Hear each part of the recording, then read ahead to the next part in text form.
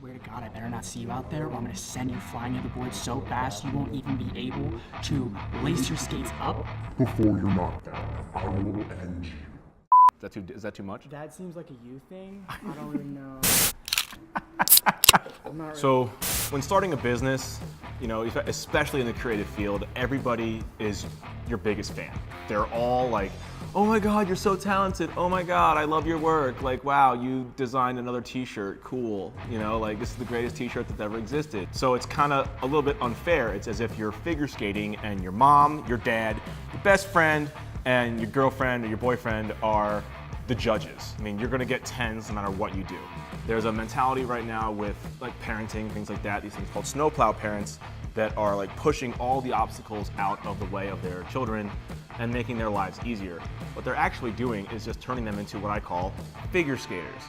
So a figure skater would be somebody like 20-year-old me or 21-year-old me who was the best photographer in Manhattan, probably the world. But you'd have to only ask my mother, my father, my sister, my friends from college, you know, even them, probably not them. But I found out pretty quickly that I wasn't the best photographer in the world. I wasn't the best photographer in Queens. I wasn't the best photographer in my building. That's when I realized that while I have been figure skating, everyone around me has been playing hockey.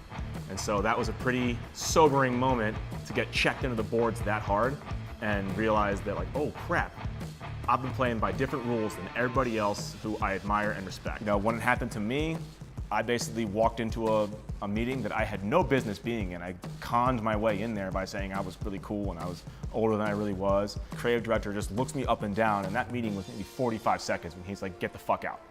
You don't even know anything about you're doing, and you don't know anything about photography. You were just got here. Who are the clients you've worked with before? Any references, anything like that? And I was like, no.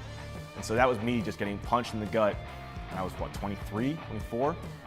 When a figure skater stops working, the action stops. So everybody around them, there's like if they're not making art, everything stops. But in hockey, coach puts you on the bench or you put yourself on the bench, that game is still being played. Everybody around you is still playing hockey. You're just sitting on the bench, on the sidelines, doing nothing. You're not getting any better, not making any work. And that's a really, really dangerous place to be. So you gotta worry about the guy who's on the bench right now.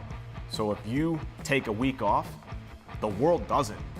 The world does not revolve around you. They still believe it does because the second they stop and they do that, you know, pose thing or whatever, the applause rings out, they're done with their job and everything, the whole world stops just for them. But that is absolutely not the case. And the next guy behind you, the next guy who's been training and working on the bench, he's gonna jump right in there in the hockey game and take your spot. And if you're not a starter, you're definitely on the bench. So basically, it's like this. We all start out as figure skaters, and it's only a matter of time before you realize that you've been playing hockey this entire time. Now, you can be told that you're playing hockey, or I can show you. So if you're in the locker room, I hope you pick the right skates, because either way, I'm gonna see you out on the ice.